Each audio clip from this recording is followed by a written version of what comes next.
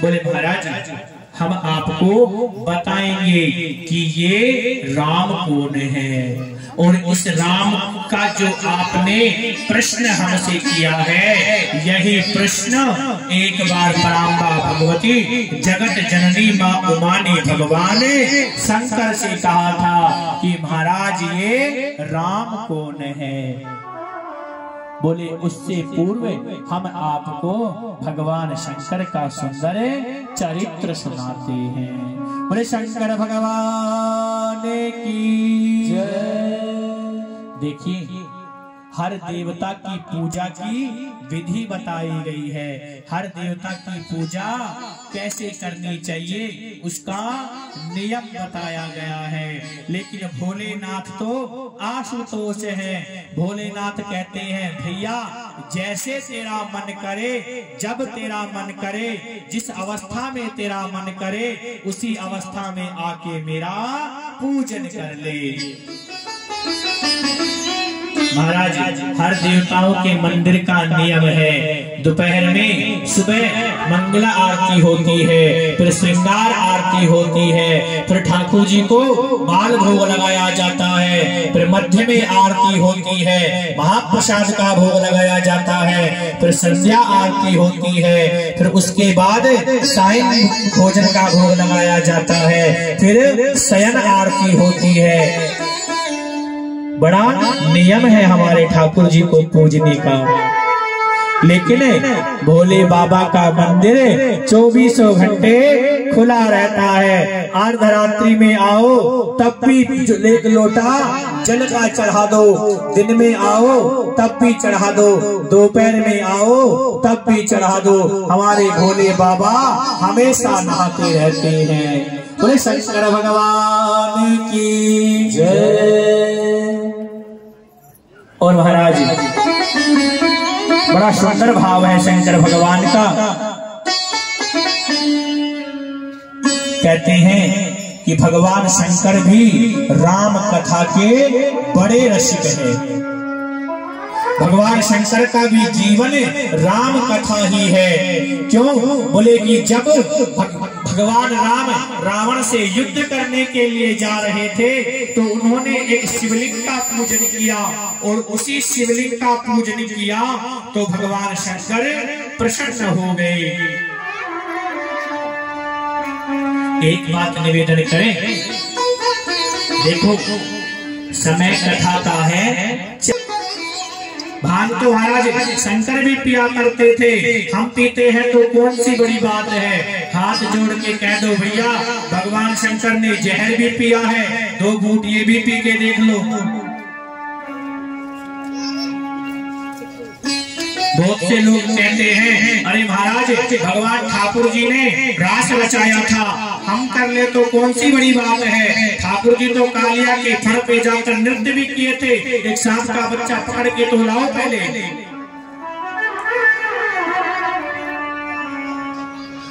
भगवान शंकर और भगवान ठाकुर जी ने किया है। यदि वो हम करने लग जाएंगे तो हमारा जीवन लीला समाप्त हो जाएगी। अरे करना ही है तो वो करो ना जो भगवान रघुनंदन राम ने किया। आज 10-10, 5-5 रुपए, 10-10 हजार के टुकड़ों के ऊपर, एक छोटी सी जमीन के टुकड़े पर भाई भाई का दुश्मन बन जाता है, एक दूसरे का हत्या करने की विचार मन में आ जाता है। सीख लेनी है तो रघुनंदन राम के चरित्र से लो, जो भगवान भरत के लिए अपना सर्वस्व छोड़ दिया था, और उस भरत ने भी उसका एक क्षण भी एक त्याग कर दिया था। बोले महाराज, राम यदि इस धरती पर सोएंगे तो मैं राम के बराबर शयन नहीं कर सकता था, इसलिए गड्ढा खोद कर जमीन के अंदर भरत जी महाराज रहते थे। यदि देखना ही है तो उनका चरित्र देखिए। महाराज भोले बाबा के चरित्र के बारे में कहते हैं कि भोले बाबा रामचरितमानस के बड़े रसिक हैं। जब रामेश्वरम की स्थापना की तो बोले इसका नाम रामेश्वर होगा। जब रावण पर विजय प्राप्त करने गए भगवान तो लिंग पूजा किए, और ये लिंग पूजा का निर्माण वहीं से होता है। तो बोले इस लिंग को किसका नाम दिया जाए? तो भगवान शंकर व्याख्या करते हैं, रामस्य ईश्वरः यस्य रामेश्वरः, जो राम के भी ईश्वर हो वो रामेश्वर है। भगवान राम कहते हैं नहीं महाराज, रामस्य ईश्वरः, जो राम के भी ईश्वर है वो रामेश्वर है। भगवान राम ने कहा कि आप हमारे ईश्वर हैं इसलिए रामेश्वर हैं, और भगवान शंकर कहते हैं कि आप हमारे ईश्वर हैं इसलिए हम रामेश्वर हैं। तो दोनों एक दूसरे के पूरक हैं कि हरि हर निंदा सुनाही जगाना, हरि हर सुनाही जगाना, हरि हर सुनाही जगाना, हरि हर सुनाही जगाना, हो ये पापे गौ भाग समाना, हो ये पाप गौ भाग समाना, हो ये पापे गौ भाग समाना, हो ये पाप गौ भाग समाना।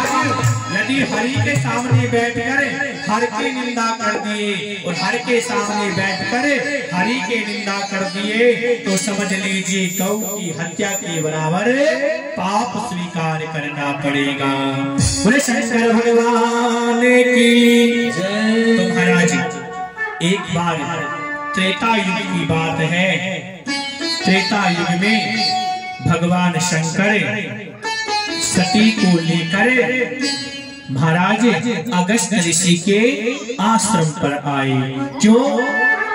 बोले अगस्त ऋषि से चलकर हमें राम कथा सुनेंगे कि एक बार त्रेता युग माही, एक बार त्रेता युग माही, एक बार त्रेता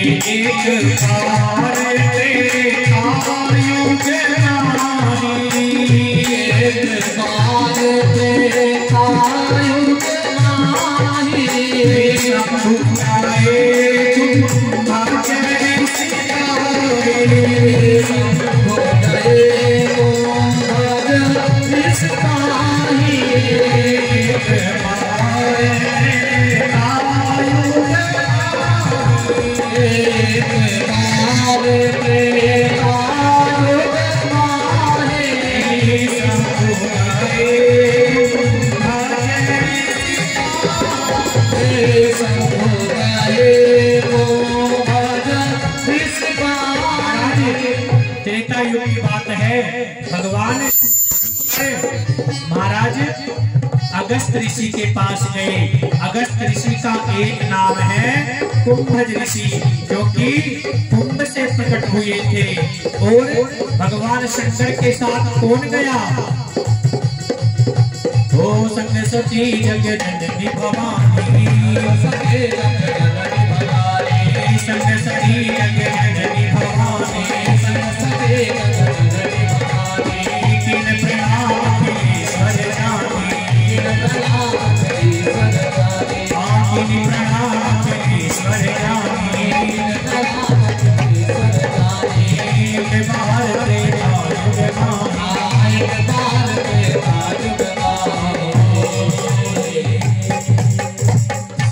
महाराज त्रेता युग की बात है।